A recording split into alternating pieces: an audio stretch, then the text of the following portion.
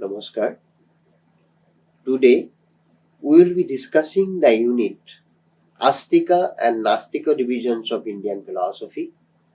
This unit has been divided into two parts, part 1 and part 2. In part 1, we will be dealing with the Astikic divisions of Indian philosophy. Philosophy is called Darshana in India. The term darshana has been derived from the Sanskrit root dris, which means to see. Philosophy is the vision of the reality as a whole. It is an insight into the nature of the whole reality. Indian philosophy has diversity of views, sources, methods, and approaches.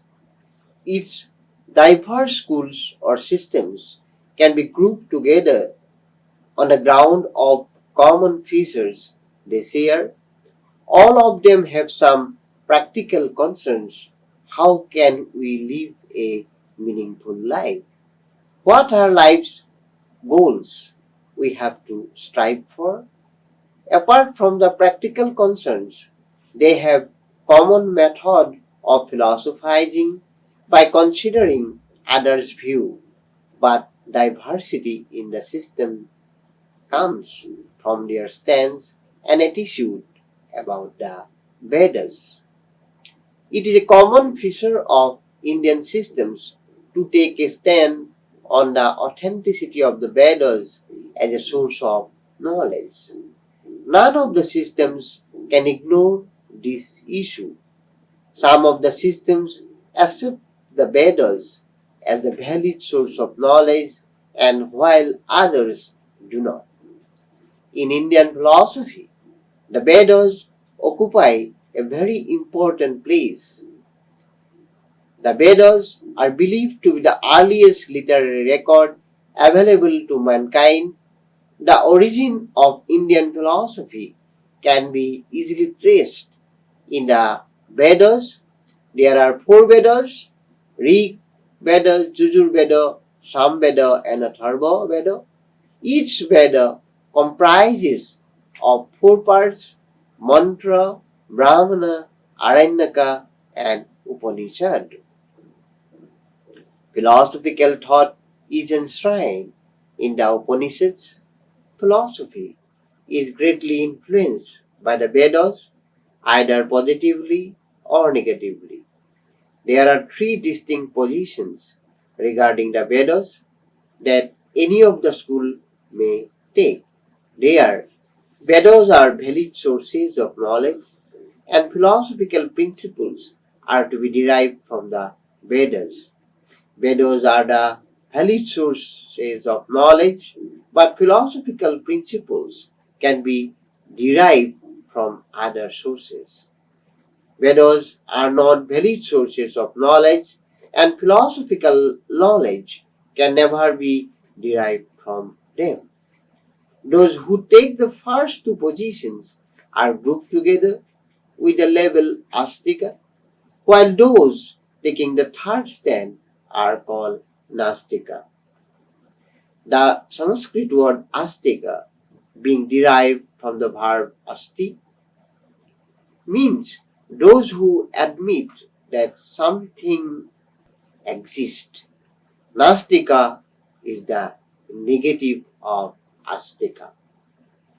In other contexts, the term Astika means a theist or one who believes in God, and Nastika means an atheist or one who doesn't believe in God.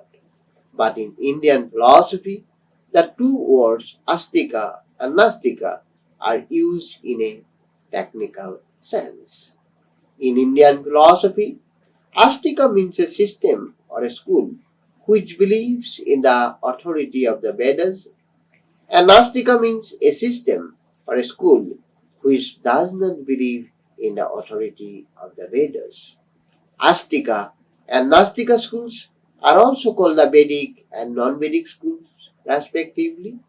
Sankhya, Yoga, Nyaya, Vaisheshika, Vimamsa, and Vedanta are the Astika schools, and Sarvaka, Jaina, and Buddha are the Nastika schools. These are called schools or systems because the thoughts in each are well coordinated and constitute a logical whole. Astika schools. The Astika schools are those schools of Indian philosophy which believe in the authority of the Vedas. The Astika school includes the six systems of Indian philosophy, namely Sankhya, Yoga, Nyaya, Vaisheshika, Mimamsa, and Vedanta. These six schools or systems are collectively known as Saddarshana. Again, in the Astika school itself, there are two types of philosophical systems, such as those which are directly based upon the Vedas. This includes Mimamsa and Vedanta. Of these two systems, the first emphasizes the ritualistic aspects of the Vedas, and the second emphasizes the knowledge aspect. Those which are not directly based on the Vedas, they have an independent basis.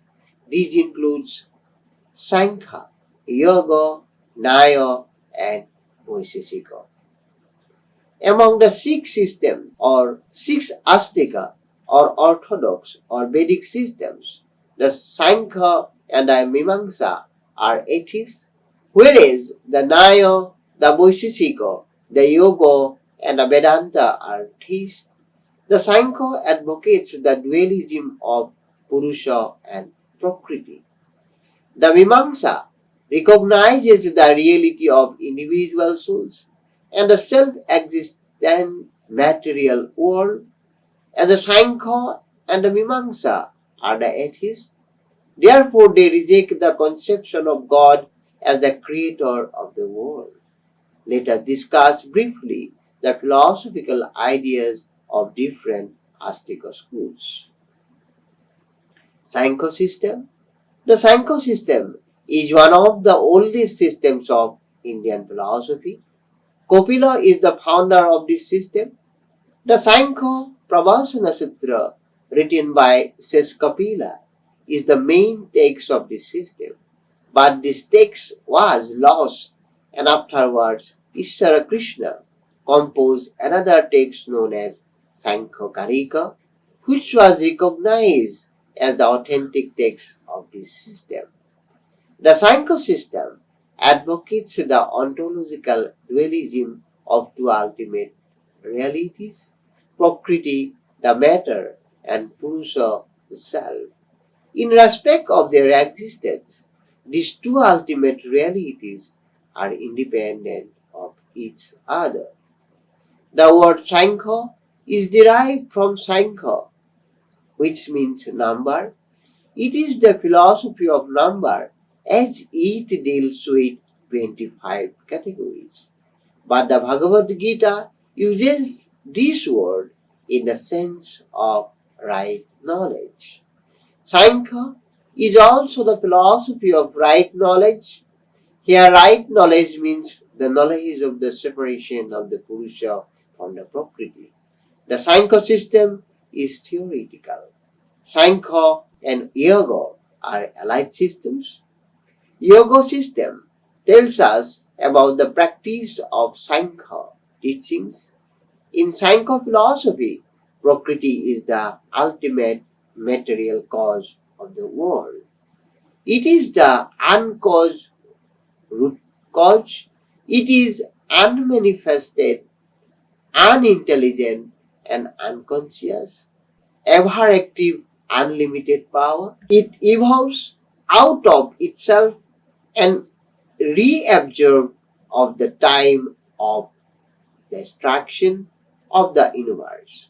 Prakriti is the unity of these gunas, sattva, rajas, and tamas, held in equilibrium.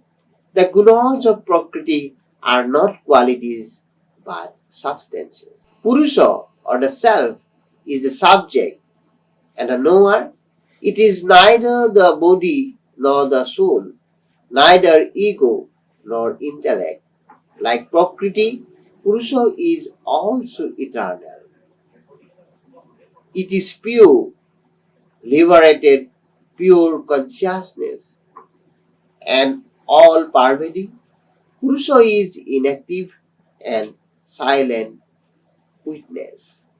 It is the ultimate knower and the foundation of all knowledge. It is the pure subject and can never become an object. But due to ignorance, Purusha confuses itself with the not self and wrongly thinks itself to be the enjoyer. Sankhya accepts the plurality of self. This view is called Bahu Purushabada. Sankhya is an atheistic philosophy. It does not believe in the existence of God as a creator of the universe. According to Sankhya philosophy, the universe just evolves. The evolution takes place when Prakriti comes into contact with Purusha. This evolution is teleological. Sankhya advocates Satkaryavada as a theory of causation. According to Satkaryavada, the effect pre-exists in its material cause. Psycho believes that Prakriti is the material cause of the universe and all material effects are the modification of Prakriti. Therefore, the Satkaryavada theory of Sankhya is also known as Prakriti Parinamavada. Sankhya accepts three sources of valid knowledge. They are perception, inference, and testimony. Like other systems of Indian philosophy, the Sankhya system also aims at the attainment of liberation, the highest end of human life. According to Sankhya, the world is full of three kinds of suffering: Adhyatmika, Adhidoivika, and Adhibhautika. Ignorance or non-discrimination between Purusha and Prakriti is the cause of bondage and suffering. Liberation means complete cessation of all these sufferings, and it can be attained by knowledge of the discrimination between Purusha and Prakriti, the self and the not self. Now we will be discussing another system, that is yoga system. Says Patanjali is the traditional founder of yoga system. The word yoga literally means union, that is union of the individual soul with the universal soul. The yoga is closely allied to the Sankhya system. Yoga is the practical part of the realization of the theoretical ideals of Sankhya philosophy. Yoga accepts the epistemology and metaphysics of Sankhya Yoga, admits three sources of valid knowledge accepted by Sankhya system: perception, inference, and testimony, and 25 metaphysical principles. Traditional Sankhya is atheistic, but Yoga believes in God as the highest self, distinct from other self. Therefore, it is called Sasara Sankhya, while the Sankhya is called Nirisara Sankhya. Yoga is defined as the cessation of the modification of Citta. Citta means the three internal organs of Sankhya: intellect, ego, and mind. Citta is the first evolute of Prakriti, in which there is the predominance of Sattva over Rajas and Tamas.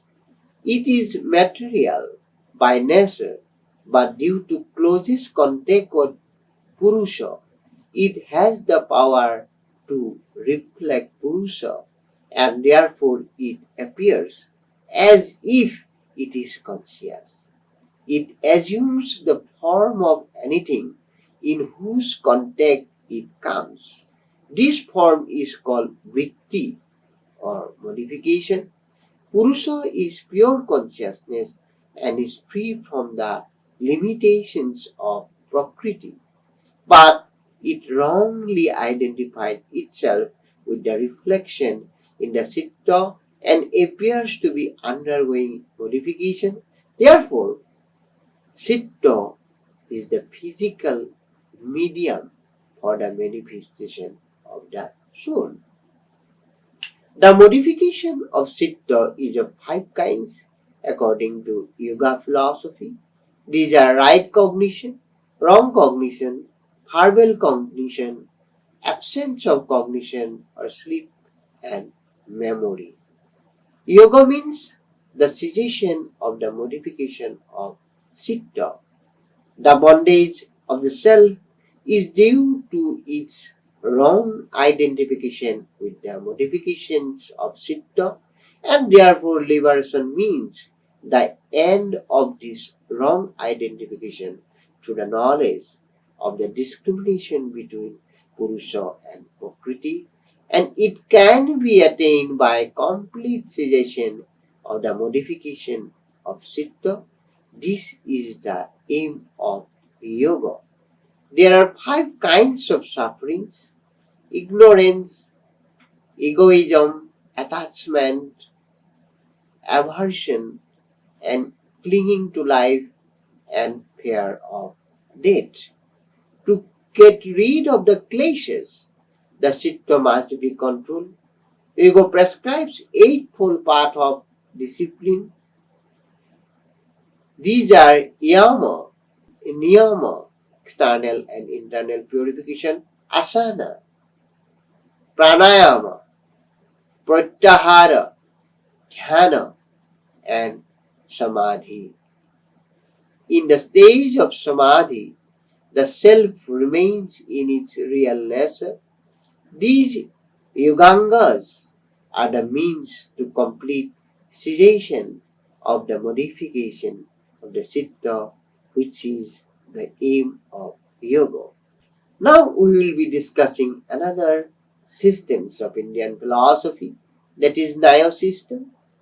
The Nyaya system was founded by sage Gautama, who is also known as Akasapada. It is a realistic philosophy based on the logical grounds. Nyaya Sutra is the basic text of this system of Indian philosophy.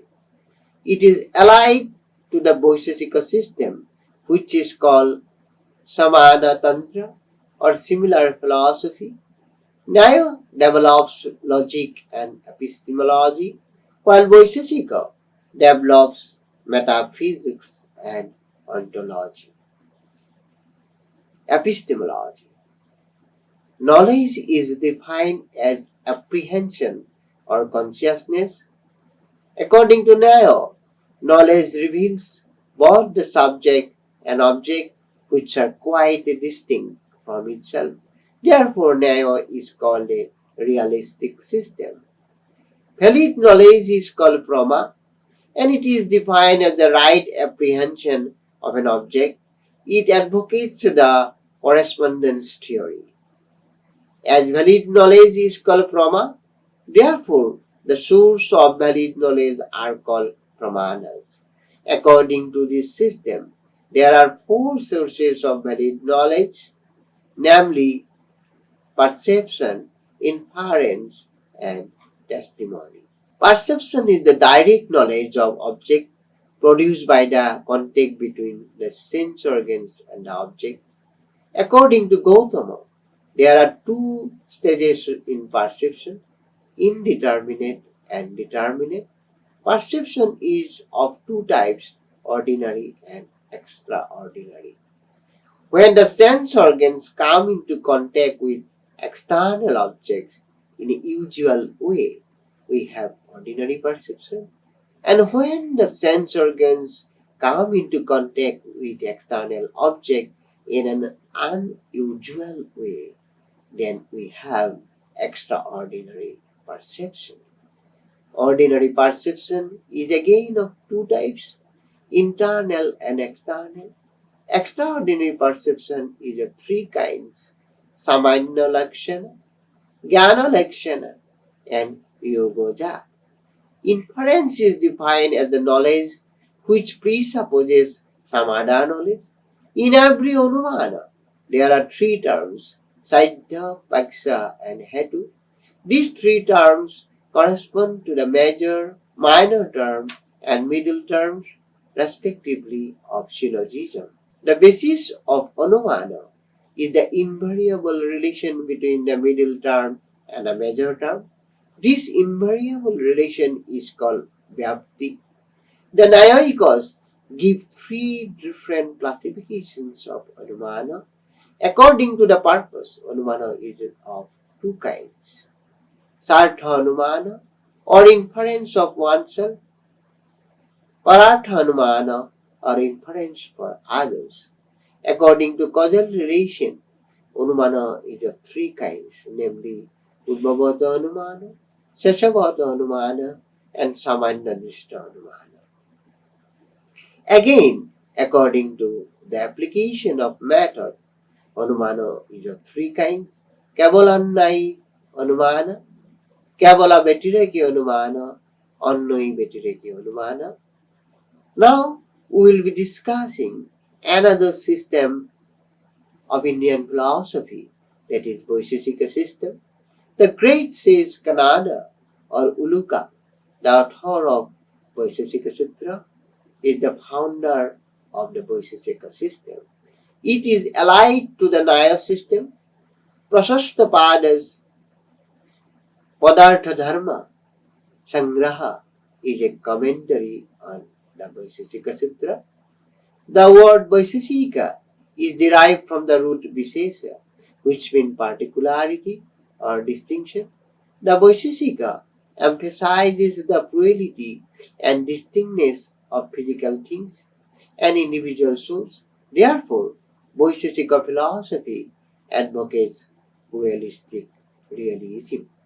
The Nyaya and the Vaisheshika are two allied systems, but unlike Nyaya, the Vaisheshika system accepts only two pramanas, perception and inference, and reduces testimony and comparison to perception and inference.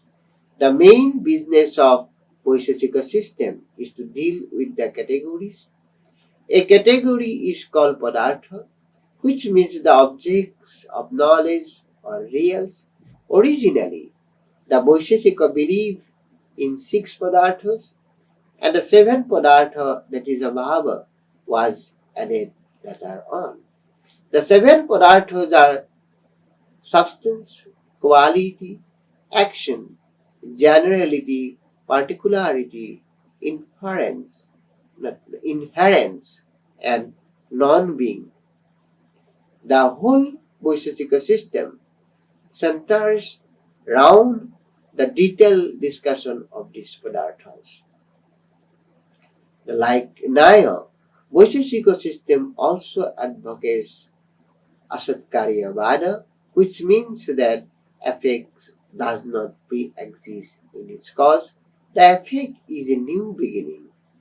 According to the Vaisheshika system, all composite objects of the universe are composed of atoms of earth, water, fire, and air.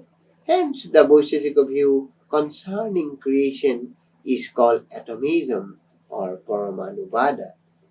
Now, we will be discussing another significant system of Indian philosophy, that is Mimamsa system. Jaimini is the founder of the Mimamsa system of Indian philosophy, and his Mimamsa Sutra is the main text of this system. The literal meaning of the word Mimamsa is revered thought. Mimamsa and Vedanta are the allied systems. Both these systems are based on the Veda. The Mimamsa deals with the earlier portion of the Vedas, that is the mantra and Brahmana, which is called Karmakanda. Hence, Mimamsa system is also known as Purva Mimamsa and Karma Mimamsa. On the other hand, Vedanta deals with the latter portion of the Vedas, that is the Upanishads, which is called Jnana Kanda, and therefore Vedanta is called Uttara Mimamsa. Mimamsa deals with Dharma, and Vedanta deals with Brahma, and therefore Mimamsa is called Dharma Mimamsa, and Vedanta is called Brahma Mimamsa. The Mimamsa deals mainly with the Vedic injunctions about the rituals, the rules of interpretation of the Vedic texts. There are two main schools of Mimamsa system founded by Prabhakara and Kumarila Bhatta. They are the two main commentators of Jaimini's Mimamsa Sutra. According to Prabhakara, valid knowledge is apprehension. Kumarila Bhatta defines valid knowledge as apprehension of an object which is produced by causes free from defects and which is not contradicted by other knowledge. The Mimamsa advocates the theory of Satah Pramanyavada, which means all knowledge is valid by itself. It is not validated by any other knowledge. Therefore, it is opposed to the theory of Parartha Pramanyavada advocated by the Nyaya system. For both Prabhakara and Kumarila, knowledge itself is pramana or means of knowledge. For Jaimini, there are three pramanas: perception, inference, and testimony. But Prabhakara admits five pramanas: perception, inference, testimony, comparison, and implication. Kumarila adds one more, and it is non-perception. Mimamsa philosophy is realistic realism. It believes in the reality of the external world, reality of individual souls, and innumerable atoms. But it rejects the notion of one God as the creator, sustainer, and destroyer of the world. The world has always been as it is. The world was neither created nor shall it be destroyed. The law of karma is an autonomous natural law that rules the world. Thus, Mimamsa advocates atheism. For the Mimamsakas, the Vedas are eternal and also infallible. But God is not the author of the Vedas. The Vedas are self-existing. Now we will be discussing another very significant system of Indian philosophy, that is Vedanta system. The Brahma Sutra of Badarayana is the main text of the Vedanta system, which systematizes the Upanishadic teachings. The word Vedanta means the end of the Vedas. The Upanishads are the end of the Vedas. Therefore, Vedanta system arises out of the Upanishads. As Vedanta deals with the latter portion of the Vedas, that is Jnana Kanda, it is also called Uttara Mimamsa or Jnana Mimamsa. The Upanishads are the concluding portion as well as the cream of the Vedas. The Upanishads, the Brahma Sutra, and the Gita are called Prasthanutraya, and these are the three basics of Vedanta. Though Badarayana's Brahma Sutra is the basic text of the Vedanta system, yet subsequently many writers wrote commentaries on the sutras.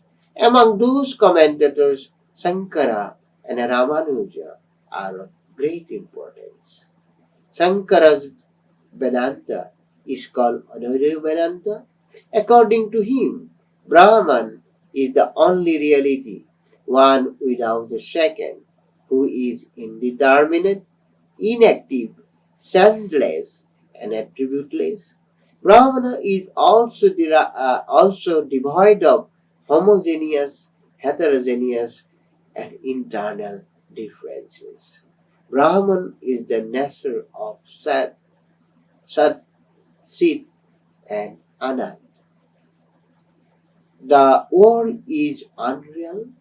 It is merely an appearance, and this appearance is the creation of Maya.